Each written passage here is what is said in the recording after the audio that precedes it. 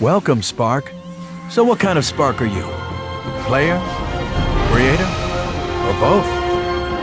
The stories yet to be told. The games to be made. Civilizations and societies to be formed. The universe is waiting for you to bring it to life. Now, how do we begin?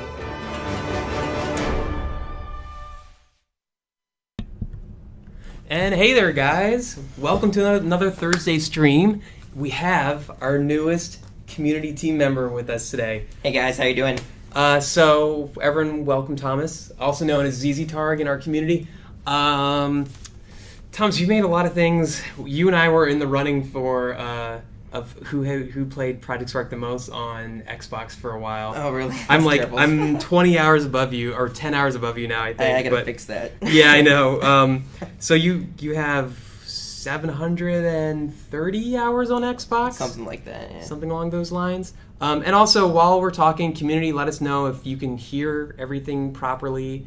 Everything sounds good to you. People are actually in chat. So we're not seeing people acknowledging that we're here. But I assume we're all good.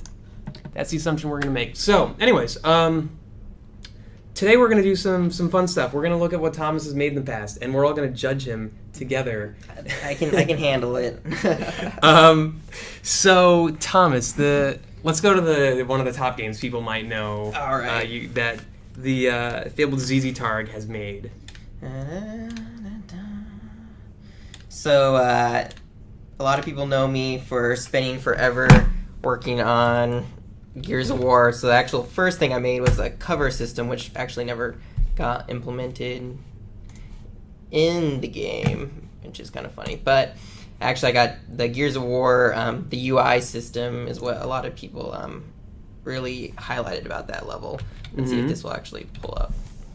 There we go. There it is. And we'll just go and play first. Yeah, I published this back in, published this back in like August or so of last year, just before PAX Prime, actually. That's why I'm usually not comfortable, publishing like, super works in progresses, but I did it because I volunteered at PAX, and that's actually where I first got connected with Team Dakota. So here's the game, here's the menu that comes up. Yeah, so how'd you make this menu system? Because this blew my mind when I first saw it. I was like, what? Yeah. How did he hack it? So the text, the font. Yeah. What's that? Just the title itself. So the Gears of War. That is just using the assembly screenshot feature that we have. Oh, that's an assembly screenshot. That is. So that's a bunch of primitives shoved together, basically. Oh, cool. And just modeled to look like the Gears of War logo. And you can see. So I benefit from the fact that it's the Gears of War is kind of a darker thing, so it's not as noticeable, but there is that black box around, and that's the the default screenshot box that you can't get rid of. But that's there. So how did you do the skull thing in the background? How did you make it move like that? So that's the same thing. It's an assembly screenshot. And so wait, that skull's an assembly screenshot? That is a so screenshot it's like UI? So that is a screenshot, and all I'm doing is updating its position as it moves. It floats around basically in the back. Oh no way! I thought you made it as. Oh, that's so crazy because I thought it was. Oh no, that'd be way too hard. Like an actual prop. I thought it was an actual prop in the game. And you were moving the camera around. So we're only seeing UI except for the fire, I'm guessing. But yeah, so that's basically it. So the black of the background is a black cube that we're facing, and we're in a first person camera, and then the fire is in front of it. But basically everything else is just straight UI.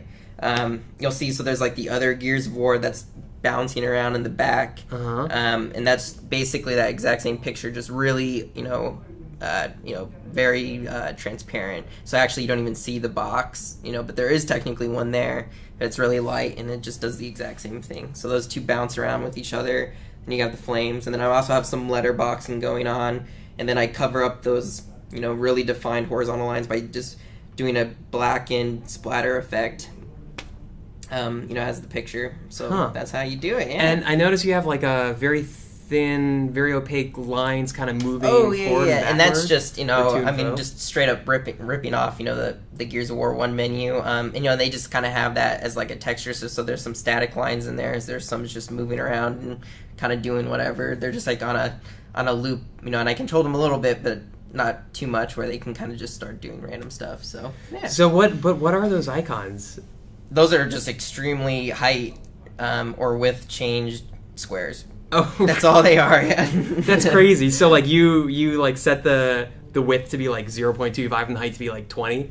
Basically, yeah. And that's Oh. all it is. And it was really finicky. Like, like I had to go back in and out and test it. Everybody, people who've done like a lot of UI stuff, right? You're going in and out and stuff. So, to get it to look right, took a lot of effort, but it pays off. Having a strong UI at the very beginning of the game, I think it really sets up, a part of creation.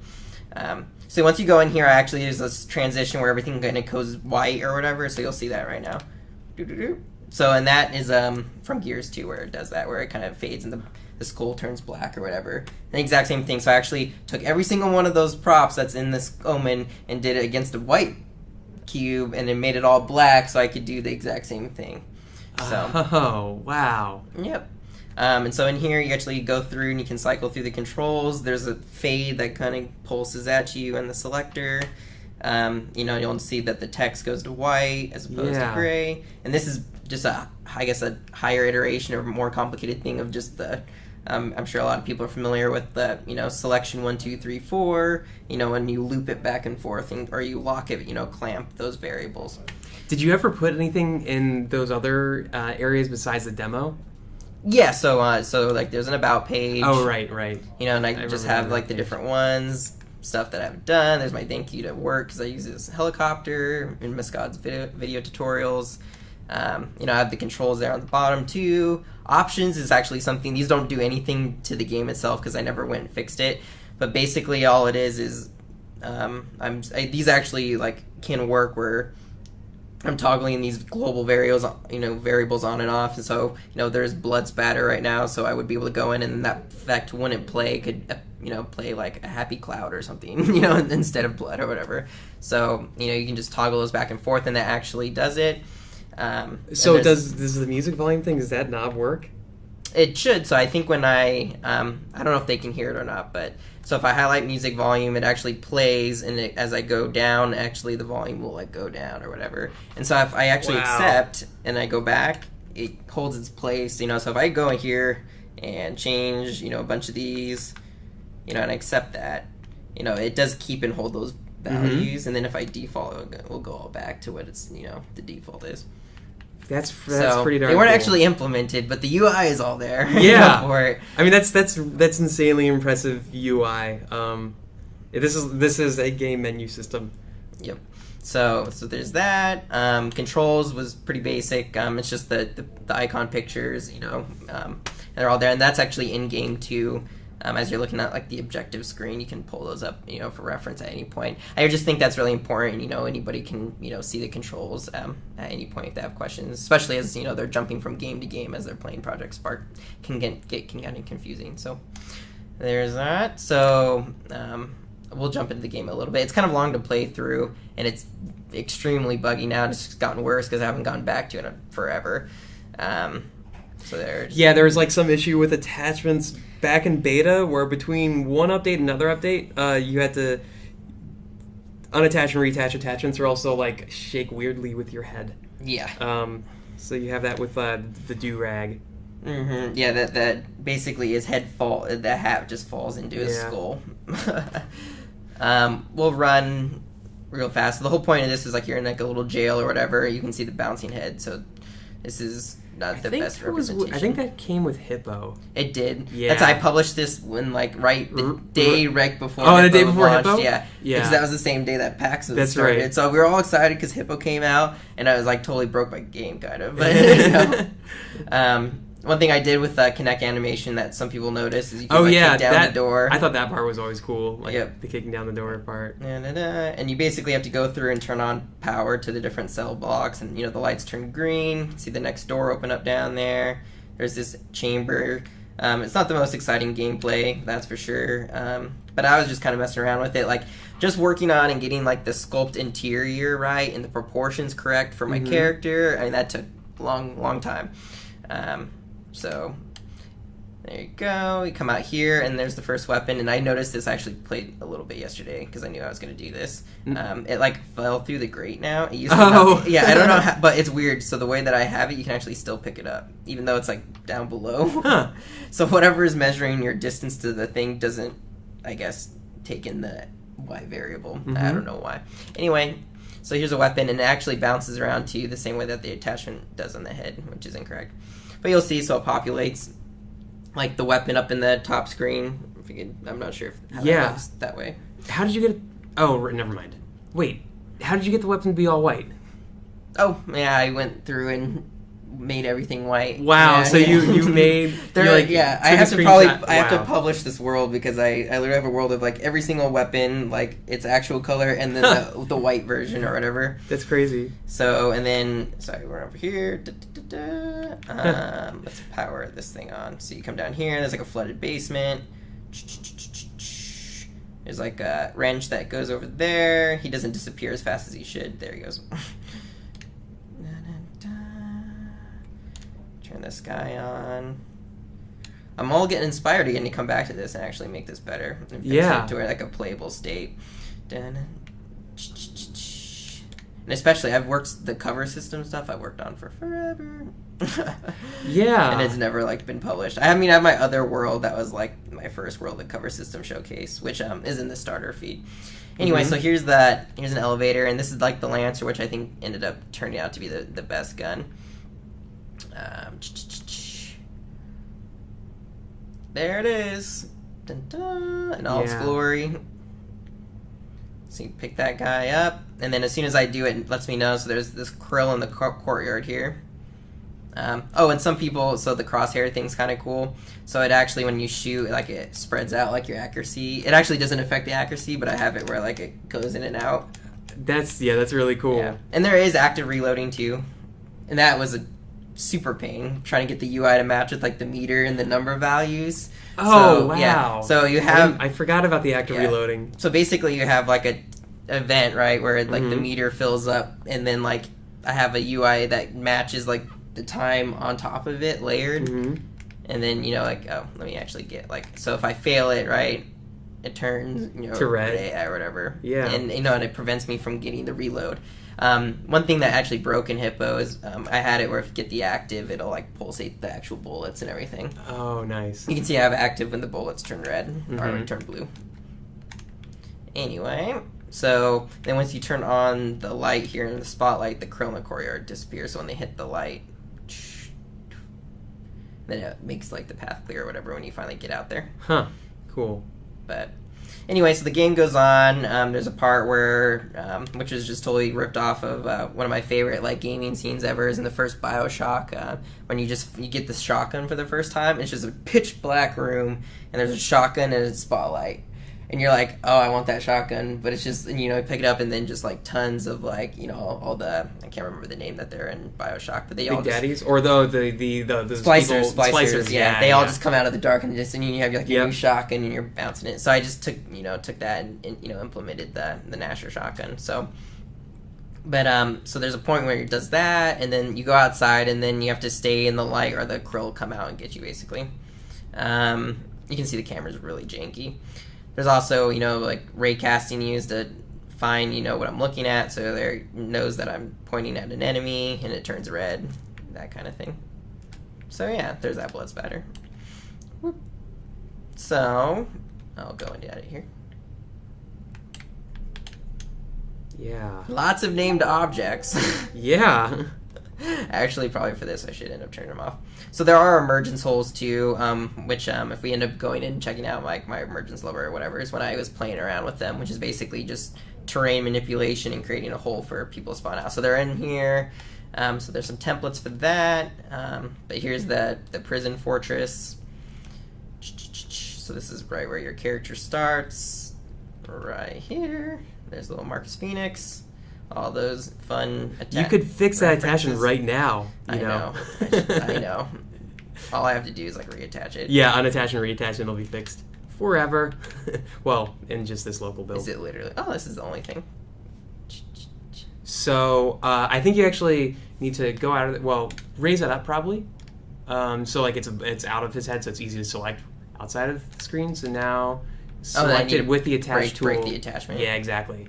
And then break that attachment there, and now it should work. If that actually went to his back head, yeah, it did. So now you can put it back. I know it's a little finicky to try to get it exact. If you don't get it right, it looks like a total afro. Yeah. It's basically like a leather ball attached with the bag, the coin purse bag, and that's the bandana. Good enough. Boom. Let's see, is it bouncing? It looks like it's staying. Yeah. There we go. Sweet. Yeah, that was something that happened to me for a few of my levels after the Hippo update. That was the update just before release, where basically Team Dakota had said, like, we're going to break things now so that at release we won't break that many things. Yeah, it was important to, push those updates because, we want everything, good for launch or whatever. So, yeah. Made sense. So here's the go out to the courtyard that we just saw. There's the krill flying around. Here's that room with the shotgun and just the dark. These guys are basically just spawn enemies that come out. Here is the use of Wirt's wonderful helicopter, which starts out fine and then it has destroyed. the gears thing on it too. Yeah, it threw this. So this is like what I took the picture of. What is not that? Glued. So these are, it's one of the primitive rings, and then to get like a nice texture. Oh, no way. It's actually the bottom of coin piles. It's the bottom of the coin piles. Yep. Oh, that's so great. Okay, I thought for sure you had like gotten terrain with really red tints on it. Nope. Oh, so it's actually the primitive. Yeah, because I wanted it like that roughen, like. That's I cool. Don't know. Yeah, okay. I know it's kind of. Wow, I never would yeah. have guessed that from like far away. I never would have guessed that was the Yeah, bottom you don't of the coin notice pile. it at Yeah. all. Oh, that's cool. Mm-hmm. So now people know how to make their own sort of like Gears of War texture type things. Yeah. So there's that. Here's like you just go outside and you fight through like this little forest with more emergence holes happening. I don't know, I thought this looked really cool. Carving out. So like I'm trying to remember what the name of it is in Gears, but luminance or something to that effect. Anyway, it's like basically the oil of the world, and it ends up like infecting like both humans and the Lambit thing with the locust. Anyway, so you have like the water, and this is actually desert water, and it actually like kind of takes on color of the light around it. It's the only water that kind of does that. So that's I don't know. I thought that turned out pretty cool. Yeah, just carve out in there. Dun, dun. Then this is kind of fun. So you have to shoot these propane tanks to create the light as you're going out. And so this one, when you shoot it, the wagon actually rolls away from you. So you have to like roadie run after it. Really? And that's actually, there's a part in Gears 1 where it does the same thing, where you shoot a cart and it like starts rolling. Anyway, and then you get to the beach and there's a little boat, and then you're done. And that is the level. So for the UI part is all the way over here. Power of zoom. By the way, it's all the way over there. Yeah. I just like hit it and I made sure it's underneath the plane of the world, so no chance of seeing it. And I extended out, like a lot of people do this to try to get rid of the boxiness or whatever. Like you just drop a little piece of terrain over here. Oh yeah, to extend out the water. Anyway, so I did that. Dropped this guy down here. So this is our camera facing the black screen, right here. So there is our flame effect. Cool. Dun, dun, dun. And so there's basically a couple three, and then you have like one that gets those larger licks of flames that go across. Menu art, menu function, I separated them out, and we'll look at that in a second. Oh, there's my terrible level lock. Like, what was that for? That was my level lock. 50 item drop. And then here's the actual, so this one I actually use a prop for, so that loading screen that spins around, since we can't rotate icons. Here is that, and it actually will just, I attached to a wagon wheel and just span that sucker around. Mm-hmm. Same thing, so there's all the coin. And then the cube or whatever, same thing.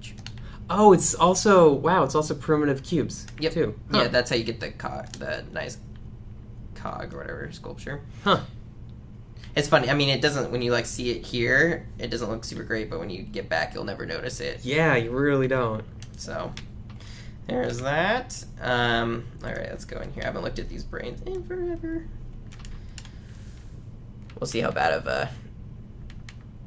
All right, let's see. One's loading on. True. Global start game.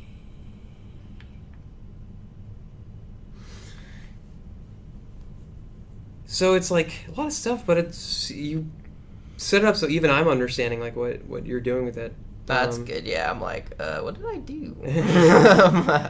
So you're like, looks like using a lot of duration timers to change a number of variables over time. What that would mean is like changing the scale of items. Yeah. or So the on this, placement of items. just on here.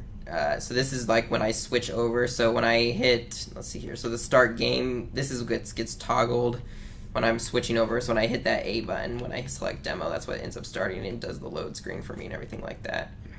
So you can see I'm switching off my cameras here, everything like that. It's turning off all my menu brains.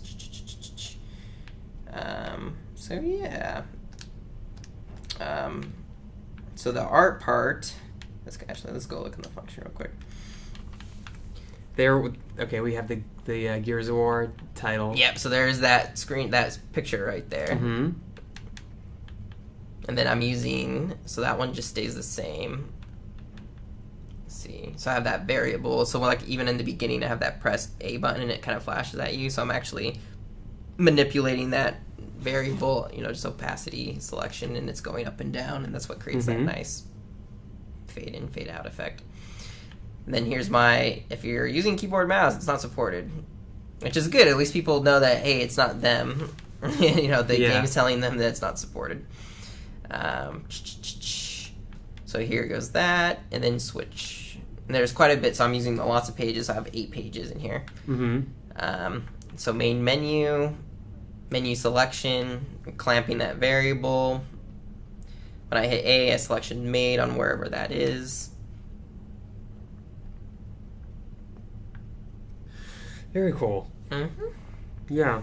So how long did you work on this level? Like, how long did it take you to make this? Probably a while. Like, I kept coming in and out. So as I was doing like other projects, I would do this one, and then this was like my mega project I was working on, and I'm still working on, I guess. So I was kind of like, that was my overarching, and then I would do like these other levels. So I wanted to do this right from the get-go because I wanted to test like what Spark could do.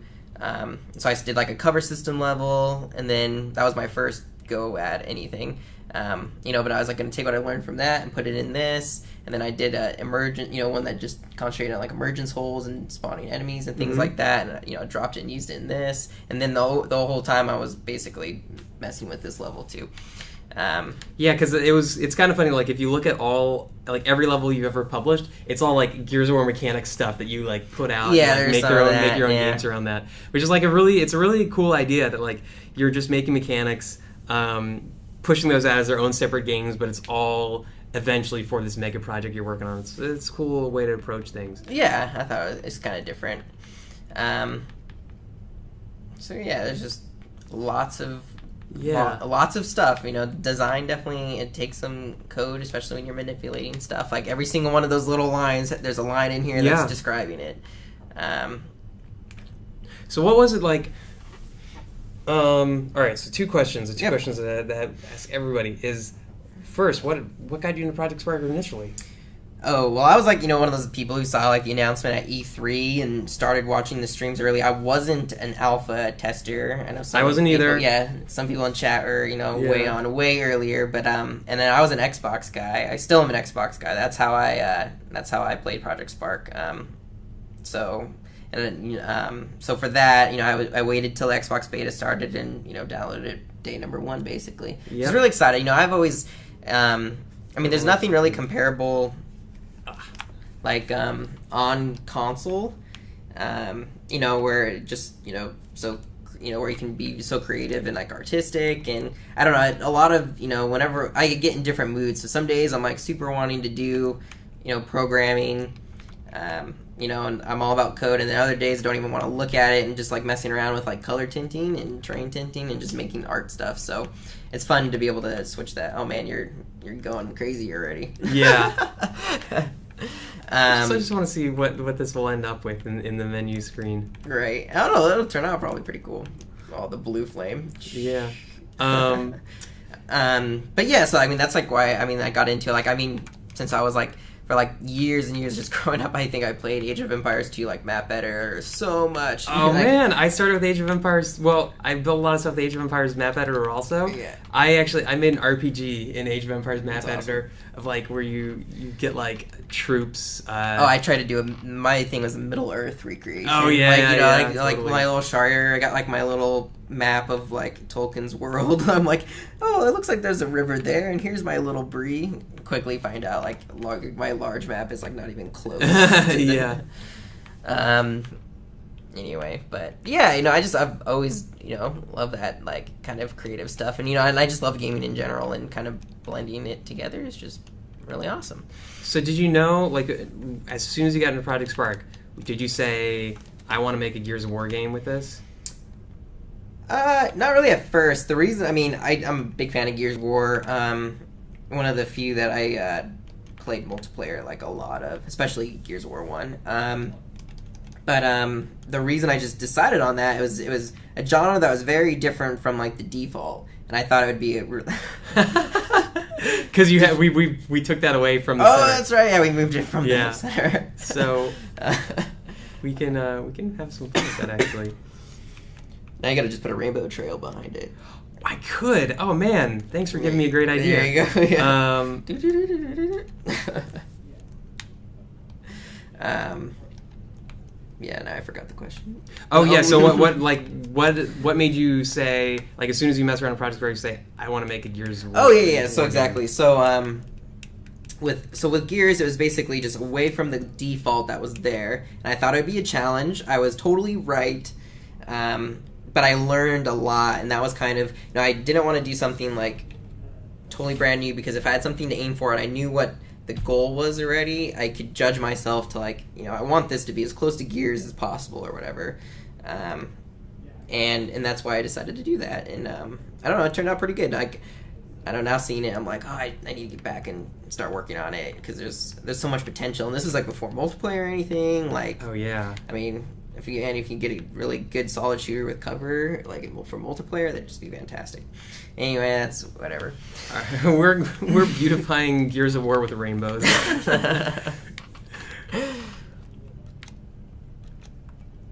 So what was like the last Gears of War thing that you were working on within Project Spark? Oh, I went back. So after I did this, I for sure have still been just messing around. Like on and off, not for a couple months now, but I was working on cover system stuff still to get it really right. That looks actually really cool. Yeah. The one thing's tough, right? There's like crouching, which makes it really hard for any like half covers, which is super used because you can have that cover there, but you're still not like affecting line of sight. Otherwise, you're basically super corridor shooter, which isn't quite fun. So. To get to that and get like a nice only way to do crouch would be like custom character, not any, you could use some of the default on, but you'd have to definitely do a custom joints basically and things, and it gets really complicated to get like a nice half crouch and something like that. So, but I don't know, it's definitely like still on my mind, and who knows, maybe I'll pull it out sometime. Yeah, no, really cool stuff. Yeah. Questions from chat? Anything anybody wanted to get explained in here?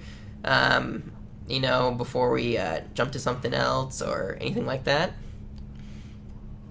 While they're doing that, I want to look at another really cool thing that is in the community somewhere. So we won't be checking out lots of community levels. That's what we save. It's what we save our Friday streams for, but it's super cool what the community's been doing with this pirate community challenge thing, what everyone has built for it. So I wanted to play ST Abra put together a compilation of kind of everyone's stuff in here. And thing that blew Team Dakota away, probably most of all, was this ship. Look at that bobbing. It's like It looks so so natural. And going along with the rising current. I know, yeah. Adler's been working on that current. It just looks so nice and natural. I know. I would throw this in my Gears of War now, so that beach has that nice. Oh, up and yeah, down. totally. Yeah, get that boat I- in there. Not only Aber, but I've seen a few other creators kind of working around with, because you can increase, decrease the water levels, and so you can sort of do increment and decrement, so it like has nice rising You and get like a and nice falling down. exponential where it's soft. And, Yeah, exactly. So it feels kind of like, it feels like a beach. And I've seen a lot of people start to use that, and this really kind of helps.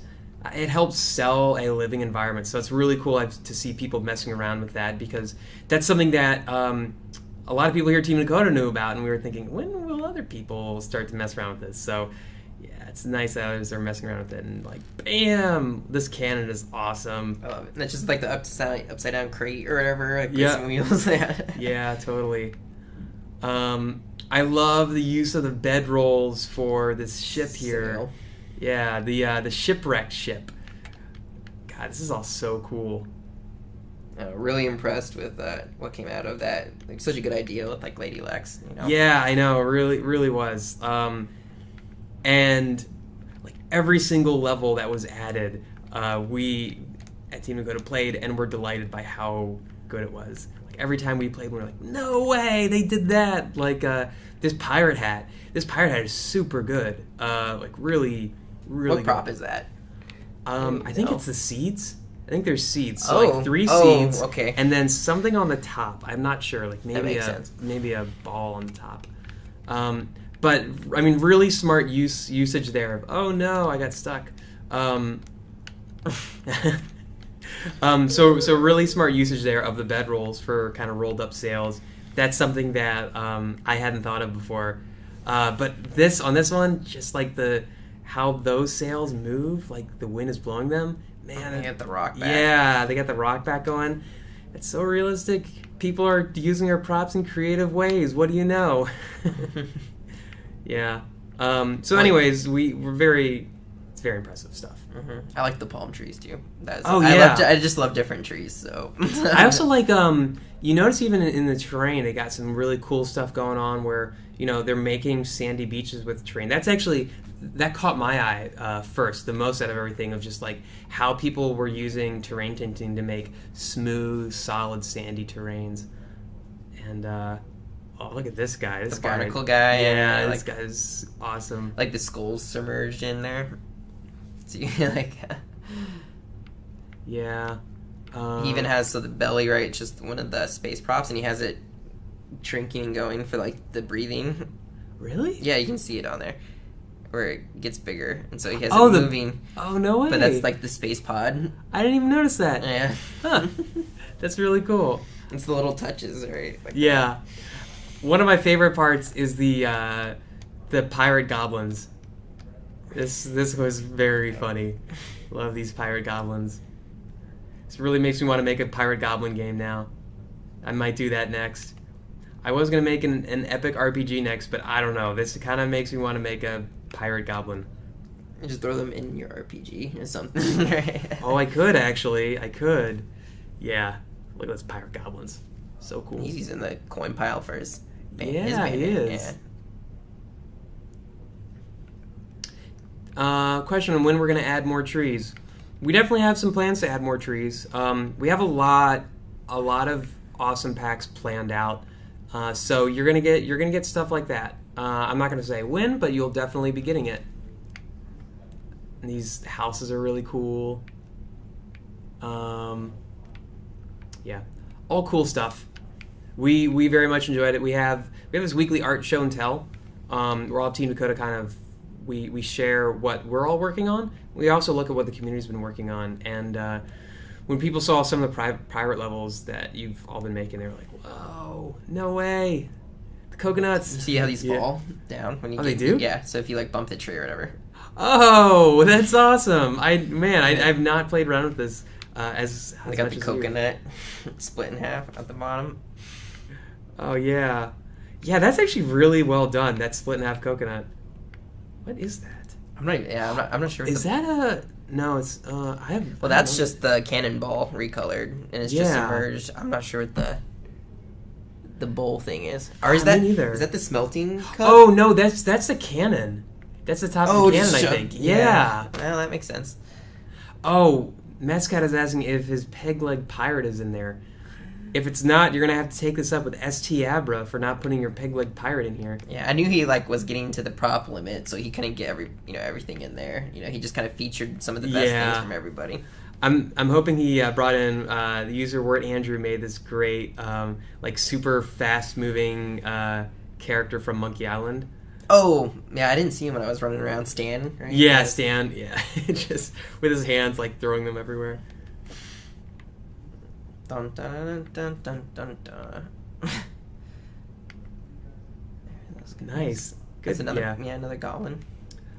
So thanks to all the community who submitted levels for this. This was an unofficial kind of community challenge, but based on how much people enjoyed it, we're gonna help support these more for you guys because it's really inspiring for other creators to just see how you can use these props in creative ways, and it's also really inspiring for us to see how creative you can get with what we have in game, and that kind of inspires us to want to make more things for you guys. Mm-hmm.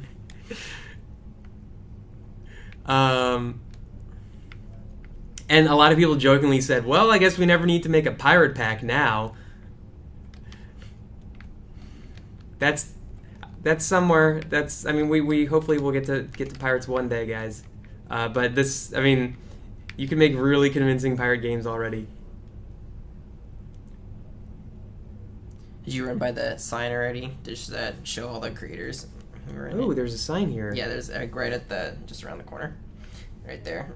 Ah, yeah, we should give thanks to the creators. All right, so we have these are all the creators who submitted. We have Nightmare UK, Word Andrew, Patrick76, Lupino, Kill and Joke, Hen Rhinoceros, Psycho Killer, Mescat, Estiabra, Awesome Man, Quick Revive, Rodrigo Bezzi, Cardron, Cerebrae, Fall of Sky, Crazy Monk, Kamikaze, Kamikaze Kitty, Lutz and Stew, Master Gamer, Lady Lex UK. You did that really well. I've been like, Yeah.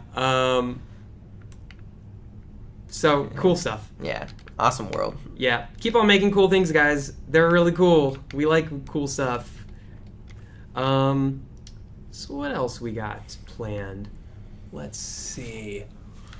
I guess people might want to see what could be next, like what the next pack is in Project Spark. That could be a thing people would like to see. Sometimes they like to see that stuff. Yeah. Not always. Sometimes they surprise me. Not always, but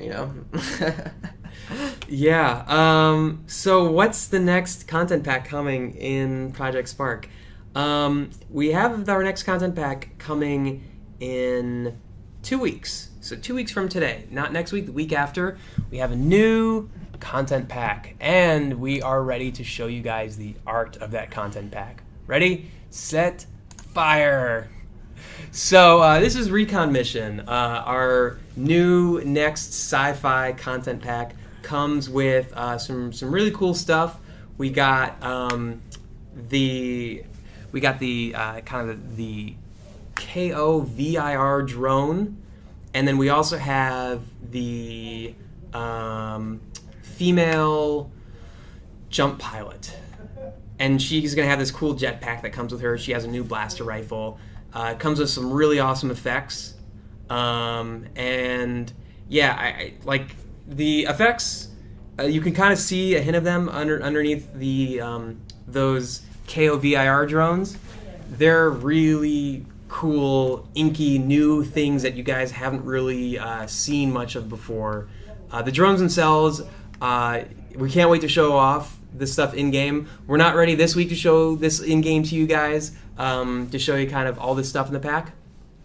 But I think this drone, so we had our mole drone, which people really enjoyed. This one you're going to fall even more in love with because it has some really cool additional bits to it. It's kind of based on the same model. So yeah, we think you guys will people really like this. It's got some cool stuff. People seem to really like our sci-fi stuff too. So we have a new. This, by the way, is a new costume. We won't have a new female character like facial features, but we do have this new female character costume. And then we have the backpack that's also going to be a prop as well. And it's going to include a brain for kind of jetpack ability. So for people who want to put jetpack abilities in their game, then they're going to be able to drop a brain right from our brain gallery that uses this jetpack, and it feels really nice. It has some nice mechanics. Size comparison, it's like good comparison with other stuff. I'd say like it's similar in scope to Operation Mole would probably be a good comparison to that. So you'll have kind of the same, about the same breadth of goodies. You got a lot of really cool sounds also in there, and yeah, we're looking to show this off before release as well. We have this really cool video we're going to be showing off too, and yeah, we can't wait to show off more of this, and especially more of this drone guy. We've been working a lot on him and getting some new. It's just gonna have like some very new looks that you kind of haven't seen much of in Project Spark. So it's like mid-sized pack, depending on how you value packs. I see like Coding Archives is like super huge pack, and then I see Clovers and Gold as like one of our smaller packs. This is kind of, I guess, the next step above Clovers and Gold. And this drone will be a lot of people's one of their favorite characters. So I think that might do it for us, unless we can actually take on community questions. Yeah, any questions for me would be great. Although I don't know very much yet. I'll admit to that. I have seen some of the pack in action, the new one, and it looks great. Definitely be excited. Yeah, I know. The effects are what I'm really looking forward to. But yeah, we don't want to show off everything in game yet. I know people really want to see that, but don't worry, you'll see it soon. So yeah, I mean, I guess while we're talking, we could just have this playing in the background, this level that someone has made that might look okay. Just okay. Do they have an intentional misspelling in there somewhere? For I don't know.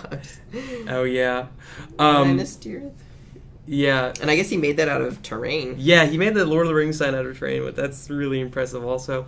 A question from Mescad. Thomas, what was the most surprising unannounced thing you learned about your first 18 code?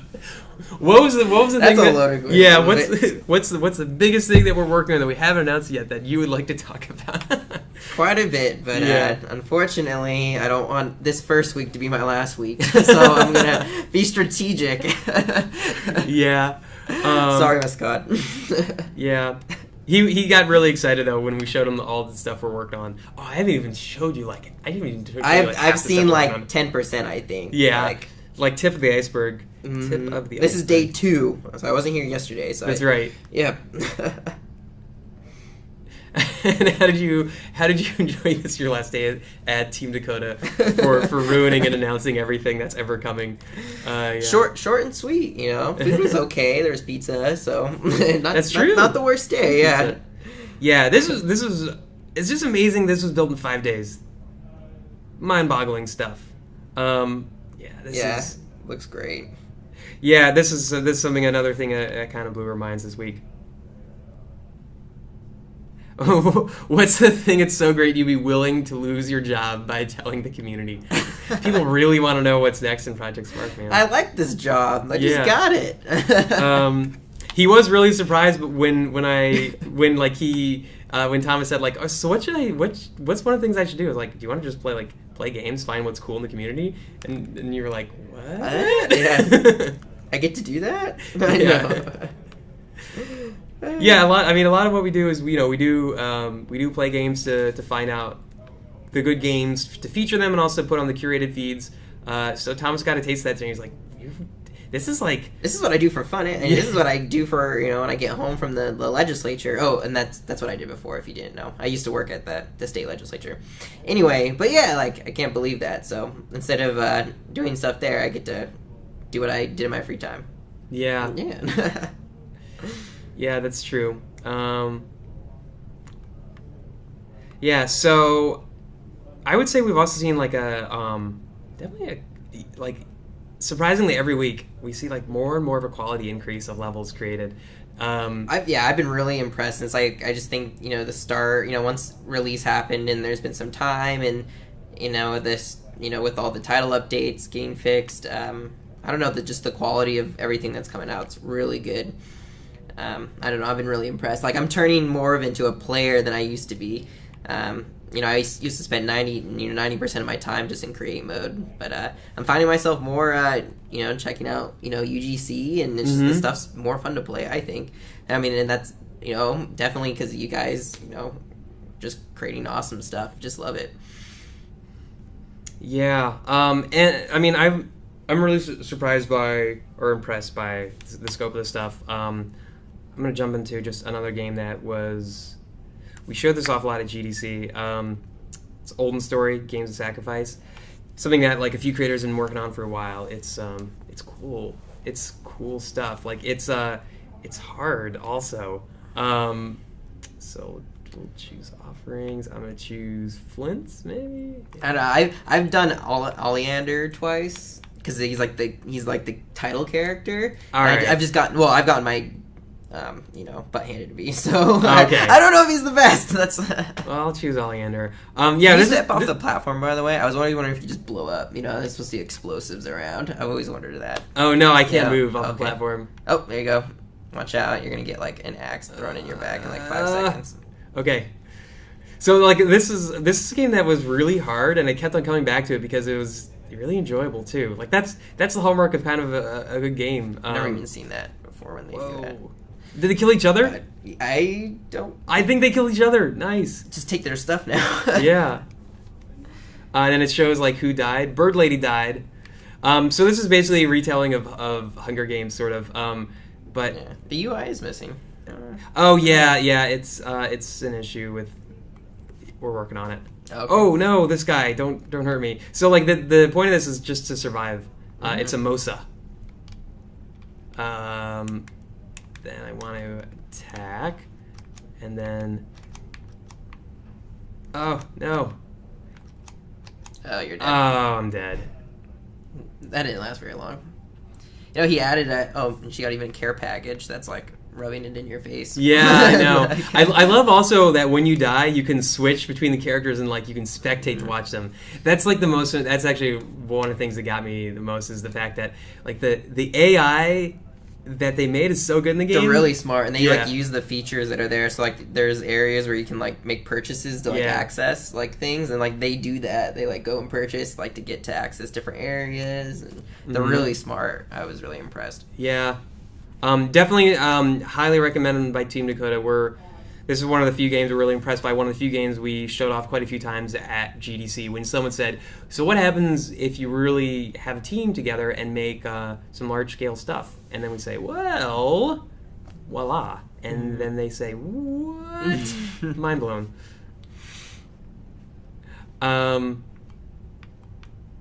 So yeah, we will be back, guys, tomorrow, 11 a.m., We'll be playing some other community levels, including new ones we're going to be featuring this coming week.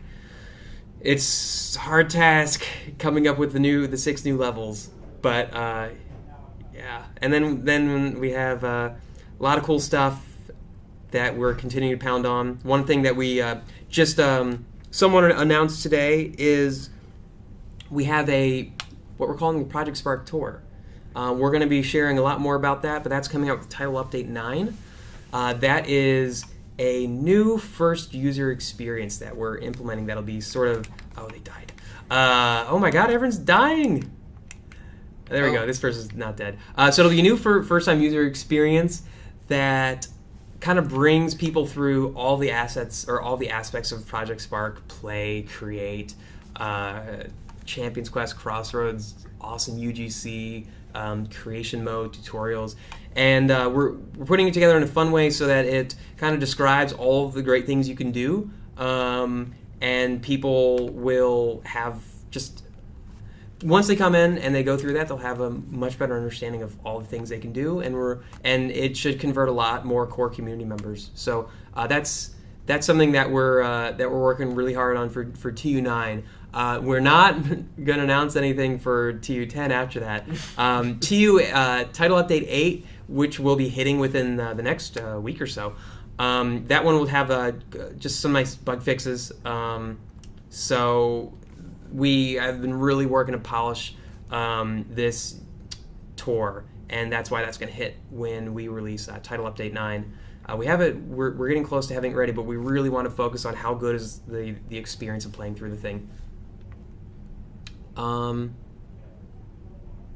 So yeah, I think that'll do it for us, guys. Join us tomorrow, 11 a.m. Pacific time, for us to play through some more community levels and check out what else people have been up to. Oh, secret door! I didn't even know that. Yeah, there's like a whole back area. Jeez. All right. So we'll catch you guys tomorrow and next week. And thanks everyone for listening. Sounds good. See you guys.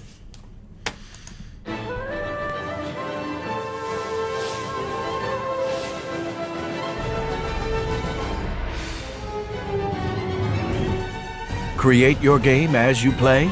Any Spark can do it. Spark, activate the portals.